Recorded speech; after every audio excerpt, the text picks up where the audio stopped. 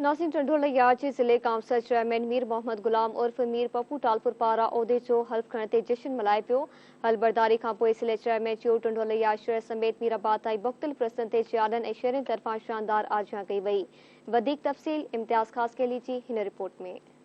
टंडेलयार जे ज़िले काउंसिल ते मीर मोहम्मद गुलाम उर्फ मीर पप्पू टालपुर जे ज़िले चेयरमैन जो हलफ खणण ते टंडोलयार ज़िले में जश्न मल्हायो वियो।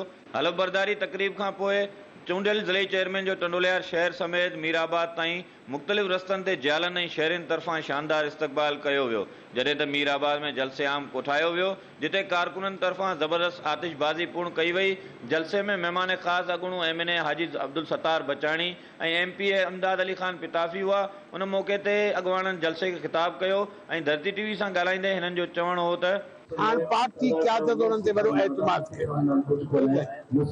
हाणे हिननि ते उहा जवाबदारी आहे, छो मथां जनरल इलेक्शन्स थियण वारियूं आहिनि। असीं नारो था आणूं त फिलहाल साहब प्राइम मिनिस्टर, फिलहाल साहब प्राइम मिनिस्टर तॾहिं ही हींअर ख़िदमत कंदा सिंध जे माण्हुनि जो पाकिस्तान, सिंध जे माण्हुनि जी हिकिड़ी पार्टी आहे महबूब पार्टी, उहा पाकिस्तान पीपल्स पार्टी।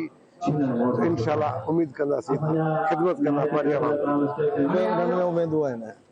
कोन्हे असांजे MNA MPA असांजा उन्हनि खां बस गॾिजी सलाह कम कंदासीं। माशाअल्लाह बिलावल साहब, आसिफ साहब ऐं अदीफ हरियाली जेका चॉइस आहे बेहतरीन साबित थींदी।